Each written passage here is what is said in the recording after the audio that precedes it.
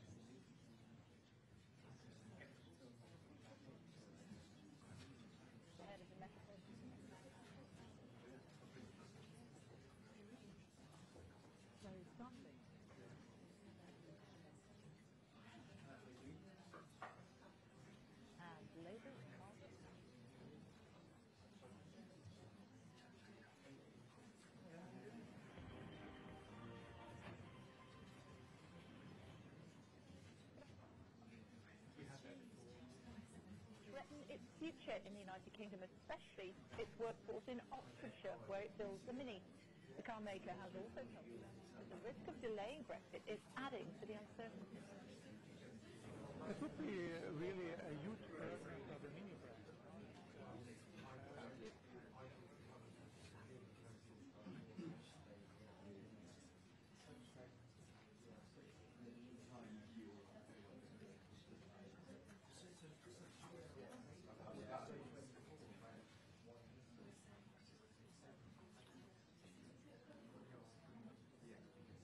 Cannot absorb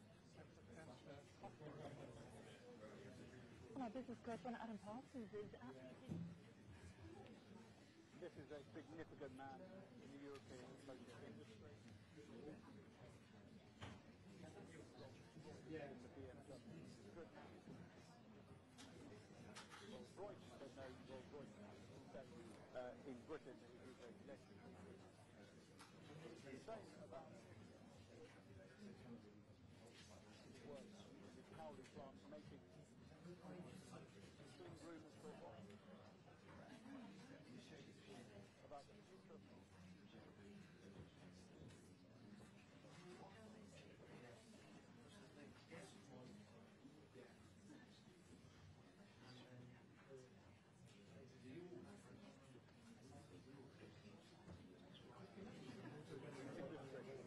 Also worth noting that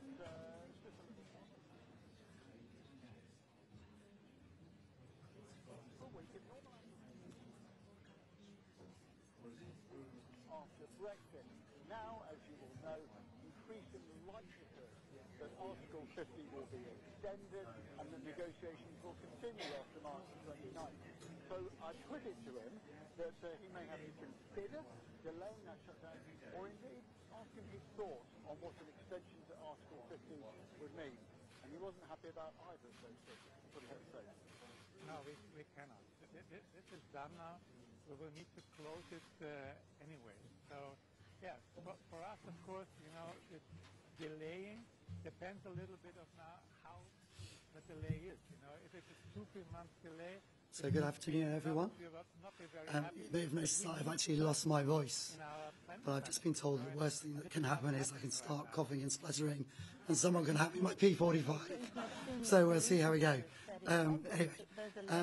So I'm Mark Hodgkinson.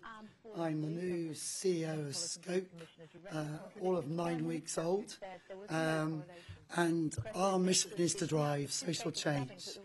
So we're really delighted to have the Secretary of State here today. We really focus on ensuring that disabled people have equality in their everyday lives, and we're resolutely independent in doing that. So whether that's with business, with institutions, or also, of course, with government. A key focus for us is to focus on improving people's financial security. That means removing the barriers. So we've just heard from some people who we've helped get into work. Equally importantly, we need to ensure that people stay in work when we achieve that. And obviously we want to start to tackle those extra costs.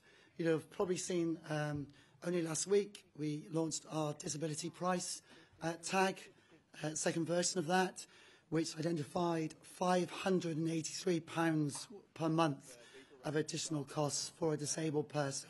So clearly that needs to be tackled. I'm very much looking forward to hearing what government has to say on that today, and therefore I would very much like to welcome the Secretary of State. Thank you.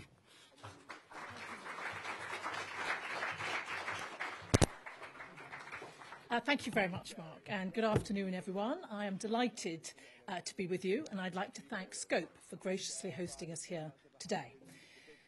I remember watching the 2012 Paralympics here in this Olympic Park. We watched outstanding athletes achieve extraordinary ambitions. One broadcaster dubbed them the superhumans, but we have to keep this in perspective. Their achievement was superhuman, but these disabled athletes have very human needs, requirements, aspirations, goals, successes and failures like all disabled people, like all people without disabilities, like all of us. Equality is something we should never take for granted. Whether or not you're a Paralympian, you want to be able to get into your local shop, your work or your home. And it's important that we're not just talking about equality for people with physical disabilities, but consider the full range of what disability can mean. This includes people with learning difficulties and those whose mental health can hold them back, people whose disability may be unseen and lifelong, or those whose challenges and needs fluctuate. All of us, whatever age or need, want an equal chance to live a life of opportunity and fulfilment. We intend to support disabled people in all phases of their life so that the pursuit of equality is a shared goal. Everyday equality is one of Scope's enduring strategies, and I commend them for it. Scope has a long history of advocacy and support for disabled people. It was founded by 3 parents and a social worker with a specific practical objective: education for their children in order to improve their life chances. This objective has evolved and expanded over the years, changing in response to what disabled people have told them. Scope is well known for holding governments to account and for speaking frankly when they don't agree, and they don't think we go far enough. So it is particularly apt that I'm here today to talk about some practical initiatives that will improve the quality of life for all disabled people in Britain. Scope was founded, I discovered, in 1952, the year my parents were married. Like many people, my sensitivity to the variety of barriers faced by disabled people was not well developed until I was confronted by them in my own life.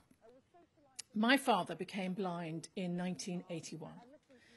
For 36 years, his blindness was a normal part of my family's life, of my life. I reflected on my father's lack of sight and how it affected his life and the lives of those who loved him, as I considered my role now in supporting disabled people in Britain. This government intends to change the landscape for disabled people, to level the terrain and smooth their path.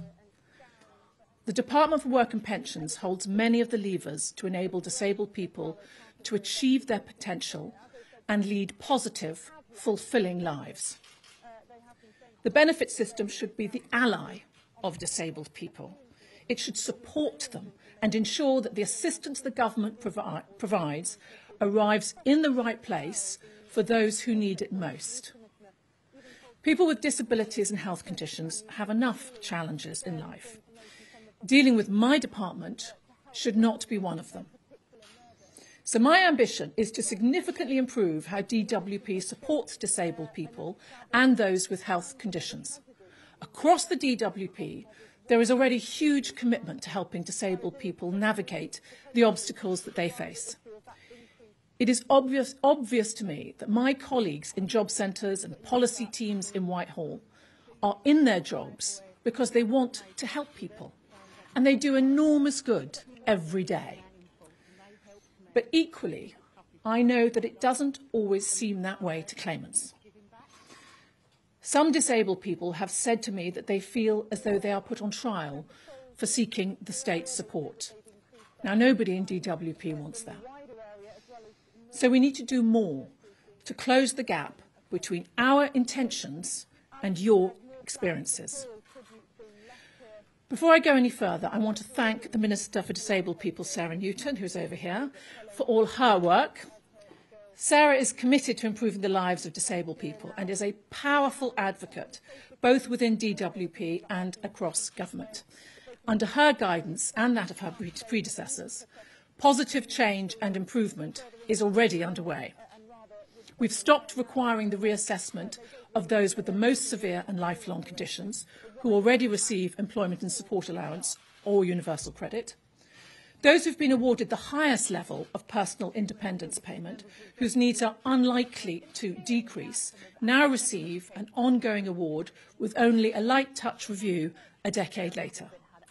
This change recognises that people with the greatest health difficulties should be acknowledged as such and treated in a way which respects their circumstances. We're now trialling the video recording of PIP assessments. It's hoped this measure will make assessments more transparent for all concerned. We can and must go further. We have already committed to reforming the work capability assessment and are continuing to collaborate with external stakeholders on this. But I am aware that there is more we need to do. Of particular concern are the cases referred to tribunal following both PIP and WCA decisions. For example, between July and September 2018, 72% of PIP appeals heard found in favour of the claimant. Now, that number is too high.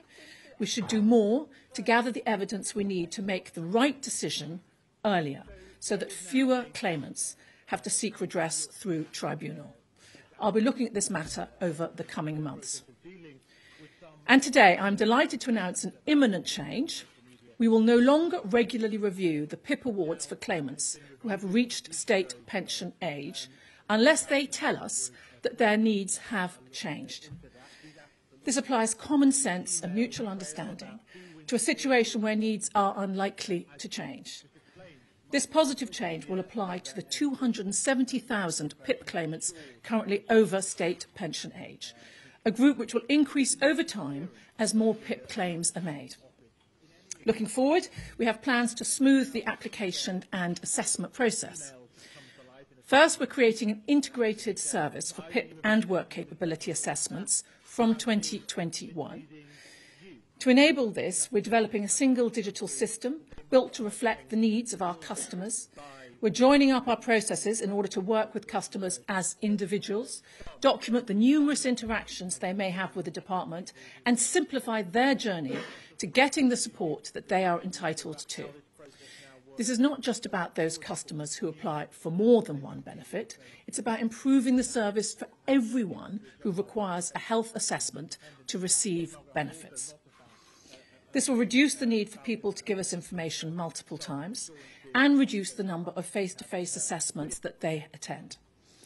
We hope that by developing our own digital platform, a greater range of assessment providers will compete to help us deliver this important service in the future. Secondly, we will test the feasibility of using a single assessment to determine eligibility for PIP and ESA universal credit. Building on the integrated service, we want to simplify claimants' participation in these processes even further. We've listened to the concerns of those who feel they are being asked for the same information at face-to-face assessments for different benefits. We will therefore explore how a single assessment could improve the experience of those who apply for PIP and ESA universal credit at the same time. And third, I want to build a strong relationship based on trust and mutual understanding between work coaches and claimants awaiting an assessment on universal credit. I'm committed to ensuring that job centres deliver personalised, compassionate and positive support for people with disabilities and health conditions. An important part of this has been the 10,000 work coaches we've already trained to support claimants with mental health conditions. Now, I accept that conditionality is a much debated part of the benefits system. Last month, in response to the Work and Pension Select Committee, the Department agreed to carry out a small test. Work coaches will start from a point of no conditionality with the claimant awaiting a work capability assessment and scale up where appropriate, focusing on what claimants can do. So this contrasts with the current approach, which starts at full conditionality and then tailors down accordingly. My ministerial colleague, Alok Sharma, is taking this forward, but there is more to do beyond the benefit system. If we are to help people with disabilities achieve their potential, employment is central to that goal. Employment of disabled people has risen by 930,000 between 2013 and 2018. But we don't want to sit back and think the work is done. Far too many disabled people are missing the opportunity to develop their talents and connect with the world of work. So I will be reviewing our goal to get 1 million more people in work by 2027. We can do more, and I want to set a new and more ambitious goal. We want to remove barriers and create more opportunities. We want to enable people to achieve their goals. If the government is to set higher ambitions for disabled people's employment, integration and inclusion, we need to do more to prevent disabled people and those with health conditions falling out of work in the first place. Currently, 300,000 disabled people leave work each year. We know that it's possible to reduce the dropout rate through better occupational health, workplace adjustments and HR practices that support people to continue working to their capability. The benefits are clear for individuals, businesses, productivity and our economy. Prevention is better than cure. But when someone is too ill to work, the system that awaits them should provide the support they need without writing them off. I've been working with the Secretary of State for Health to look at how we can improve statutory sick pay and occupational health to enable employers to provide comprehensive, holistic support to their employees. We will shortly consult on reform of statutory sick pay and improving access to occupational health. We want to encourage and support employers to play their part in this agenda. Plenty has been done in signing up employers to Disability Confident and facilitating the record number of access to work grants that were approved last year, but there's still more to do. None of us can achieve change alone. To tackle the injustices that disabled people face requires cross-government collaboration and a far more joined-up approach. Sarah and I are committed to this approach. We know it is the most effective way to deliver for disabled people. We want to change and improve the way we engage with disabled people's organisations, and the charities that support disabled people. We will achieve more by taking you with us than by ploughing on alone. Well-meaning but self-guided. Therefore, I will commission a new piece of research to better understand claimants' experiences of the benefit system and how to meet their needs. This research will complement the report that Scope published last week, that Mark referred to, which provides an important reminder of the extra costs faced by disabled people. Together, these will inform future policy making to better reflect the needs of disabled claimants. Today's announcements are a good start, but they are by no means the end. It is our ambition to go further, to listen harder and to reform effectively. We need to deliver policies, strategies and structures that are co-produced with disabled people, ones that improve the quality of life, the life choices and the life chances of disabled people. I was close to my father. He meant everything to me. I want to believe I felt his anxiety, the struggles his blindness brought, every stumble, indignity and frailty. These weren't intellectual exercises for me. They were visceral. I never pitied him, I empathised, and I supported. He told me what he needed. He told me how I could help him, and he guided me. As I look around this room, I am certain that all of us want to deliver a fairer Britain. I want you to guide us, help us, and work together with us to provide the opportunities and support that disabled people expect and deserve. Thank you.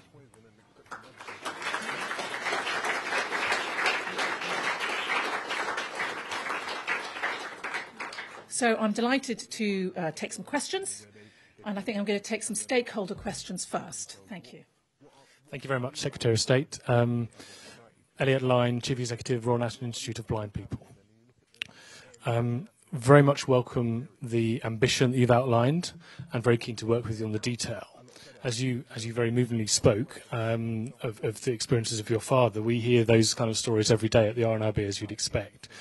We hear of around the assessments of a very challenging application process. We are being told that it's not very accessible, and that there are multiple difficulties in wrong information, forms, inadequate training, etc. I hear that you're very keen to work through those issues and to improve them. Will you commit to working with RNIB and other stakeholder organisations to input those changes at the beginning of a process, so that when we have new processes, that the accessibility is embedded in those processes? Such an interesting question, and of course, as you rightly say, so relevant to me given my experience. And in fact, we were just talking earlier about accessibility for blind people to jobs and the need for the process for application to be accessible. And in some cases, even though the companies themselves say they welcome applications from blind people, the application form doesn't ask for a CV, it asks them to complete an online application form that is not accessible. So I think there's more we can do working with businesses on a sort of code basis or on a voluntary basis to get them to understand the barriers that they're putting up. But of course, I want my department to be the exemplar in this. So I will make sure that we look again to ensure that our application forms for support are accessible as well. And I think I may be seeing you or somebody from your team tomorrow. You, Elliot. Fantastic. Now that is advocacy, isn't it? A question and a meeting all in 1 week. Thank you. I look forward to it. A question for me. I'm Richard Kramer, CEO of Sense. We're here for everyone with complex disabilities and everyone who's deafblind. One comment and a question. So the comment is that we should never forget that disability benefits are a good thing because they enable people to live an independent life and meet the additional cost of disability, which I think you recognise. My question is on employment and your more ambitious targets. Many people that we support really need more personalised and intensive support. And so how can you assure us that this group won't be left behind, and that we also place equal premium on distance travelled, looking at active citizenship, volunteering, work placements, looking at different transitions as well as pure employment? Thank you. Well, there are lots of important points in that question. And I think the one about independence is the key, isn't it? It's about making sure that everybody has the independence to make their own choices. And also the point that Mark made in his introductory remarks about independence involves economic independence as well. You know, sometimes people say, why are you so focused on getting people into work? And it's partly because they then get the economic independence that people want as well.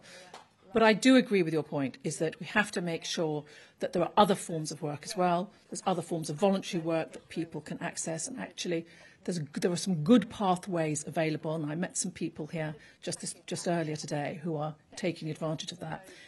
Access to work is a really important part of the support that we give to people to make sure that they can do just that, access work. And I think that the maximum amount is capped at the moment at £57,000, but we spent £110 million on it in the past year. So I recognise the importance that it plays on making sure that people, as you rightly say, sometimes go long distances to access their work. I'm Guy from Scope. I manage our support to work service. My team work on a daily basis with disabled people, so I know how voluntary employment support is really important, but also know how difficult sanctions are for disabled people. So I wanted to ask if you'll look closely at Scope's own voluntary employment model as part of the no conditionality test you talked about earlier. Well, I'm glad you acknowledge the fact that we have proposed and we are trialling a new system which I referred to in my speech, where people who have disabilities start with no conditionality. And we will want to learn from that to see how well it works in terms of getting a right outcome and giving, I think the main thing is perhaps for the individual the confidence that the work coach is there to help them and support them. But I know you've done this work, and I will certainly take a look at that as well and want to make sure that the outcomes that we finalise on are based on a combination of what we have been able to demonstrate and get some good feedback from you as well. Thank you. So shall I have some questions from over here? From Chris, if I may start with. Chris Hope, Telegraph. Two quick questions, Ms. Rudd. You said there that some people feel like they've been put on trial by the DWP. DWP. That's an awkward slip. I'll rephrase that there. Yeah. The DWP. Do you think this has needlessly damaged the Tory party and how it's been, in the way that they're trying to save money, has meant it's appeared like the nasty party over benefits? And just secondly, quickly, the reports today that you've been gagged by Number 10, and this could be sexist behaviour because of your stand on Brexit. Is this true? Well, I think that I can contradict the second part of that sentence by my presence here, speaking freely about the issue that matters most to me, which is work and pensions in my agenda and in my subject area. And on the first point, what I'm acknowledging there is that it's an imperfect system to some people. And I think it's a mistake to look at the difficulties that are in the system at the moment and say, do you know, before the Tories or before universal credit, it was perfect. It was far from perfect. You know, 6 different benefits, 3 different places, nowhere near the same personal engagement. It is imperfect at the moment. We can make huge improvements, which is what I'm starting to do. But do not think that we are replacing a perfect world. We are always improving, and I hope that as a government we'll be able to continue to show that's a really important part of our values, looking after the most vulnerable. Thank you. Yes. Thank you. Tom Rayner from Sky News. Just to pick up on that point, you've acknowledged that universal credit has contributed to people going into food banks. You've just said that disabled people facing assessments feel like they are on trial. At what point do you think an apology might be necessary for the language that your party has perpetuated around benefit claimants being scroungers, skivers, the idea of a feckless poor? Do you think that there has to be an acknowledgement at some point that that has contributed to these problems? And secondly, if I may, on Brexit, if next week the Prime Minister's deal does not pass the meaningful vote, if the government were to whip in favour of a no-deal Brexit, could you stay in Cabinet? Tom, I don't recognise the first part of that question. The way you describe some language that has been used in the past is not the way the party operates at all. I think it should be reasonable for a Secretary of State to speak frankly about exceptions in the system And the exception that I referred to in the system was an exception about a disabled person feeling that they've been put on trial. But I can acknowledge that if that happens, I want everybody to have a better experience. I think it's disappointing if a Secretary of State has to come out and say 100% of what we do is perfect. I'm saying there are things we need to improve because we have made improvements, and I'm going to continue to make sure that we do. As far as the deal is concerned next week, I hope and believe that the deal will get through with help from all parties, potentially, and we will have to see what happens the day after if it doesn't. But I am planning for a successful Tuesday, making sure that we do get the deal, because MPs, businesses, I think the whole country is mostly hoping that we can get the deal through and get on with the next stage. And people like myself and other Secretaries of State can put 100% of their time behind what really matters in their department, which for me is making sure that we help the most vulnerable. Yes.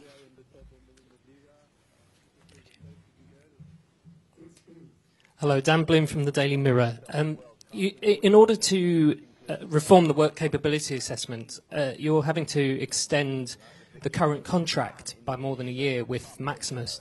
Given what you said about tribunals and that you're not happy with the number that get overturned, is it fair to the claimants and to the taxpayer to be handing, many millions more pounds to this operator and to continue this contract as it is now for more than a year?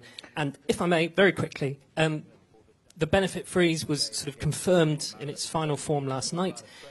Do you regret that you weren't able to stop it for this coming year, and can you guarantee that it will be stopped next year? Okay, so you will know that there are no plans to extend it for next year. That is shown in the OBR projections. So that's the state of play where we are at the moment. In terms of the work capability assessment, we have looked in the past about how to improve it. We've worked, I think it was 2 or 3 years ago, with stakeholders to see how we could improve it. And to be frank, there were different views. It's not a case of government taking one view and everybody else taking another. There are many different views about how best to improve the work capability assessment. What I'm signalling here is that I'm determined that that process is improved, and I will be working with stakeholders to make sure that we do it. My colleague Sarah Newton is already looking at elements of it, but I know that we can improve it. And as far as the contract is concerned, we have the contractors in place for the next few years. As I alluded to in my speech, I hope that the changes that we're making will make it more competitive going forward. Thank you. Yes, I'll take this lady here. Thanks very much. Hi, I'm Jessica Savage from ITV News. I also have 2 questions. So one is that while charities have been very much welcoming today's announcement, they have still pointed to injustices that affect a lot of younger disabled people. So I wondered what work you're doing in that area. And then secondly, given your previous role and expertise, I wondered what you thought of the Prime Minister's comments yesterday that there's no direct correlation between knife crime and police numbers, whereas Cressida Dick has come out today to say quite the opposite. The first part of your question, I want to find out more how we can help young people with disabilities. Today I've been making comments about work capability assessment, PIP and other elements, but that doesn't mean I'm not very mindful of what else we can do to help young people, so I will be coming back to that. And the answer to your second question is, I don't know whether you saw Cressida Dick's comments in the Evening Standard today about how she was saying how heartbreaking it was about the outcomes that we've seen in terms of the murders over the past few days, and I completely agree with her. It has been heartbreaking to see. There are many different elements that are causing the increase in knife crime, and I know that since I resigned as Home Secretary, the new Home Secretary has put in some of the largest police funding that we've seen since 2010, a new youth fund of £200 million. The knife crime bill is going through Parliament at the moment. So there are a lot of new interventions. And I think that all those coming together are what I really hope will make the difference and reduce knife crime. Thank you. Yes. One of the gentlemen here. Hi, thanks. Hi, thank you very much. Peter Walker from the Guardian. It's in reference to Tom's question earlier about the previous government attitudes to disability benefits. In 2012, a group of the biggest disability charities, amongst them, Scope, warned that this kind of narrative of scroungers and people kind of overclaiming was actively making disabled people's lives more difficult. And a survey of disabled people by Scope showing the amount of abuse and taunts disabled people got on the streets had actually gone up a lot.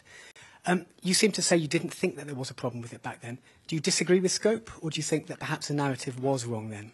This is 7 years ago. I mean, we now have a very strong relationship with Scope, a critical friend, if I may call it as that, and with various other stakeholders. So I'm concerned with the future and about making sure that all disabled people have the independence they want, the access to the opportunities that they want, and I hope that we can leave all that in the past.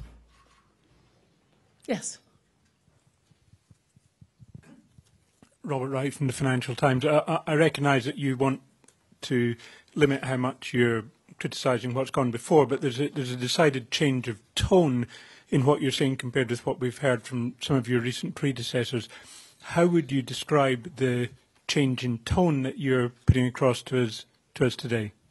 Well, I think I'll let you comment on that. I'm just going to make the points that I'm making about the strong working relationship I hope to have with all the stakeholders and show you the evidence of the changes I'm making as well. All right, ladies and gentlemen, thank you very much for your time. I've found it very useful. I hope you have as well. Thank you.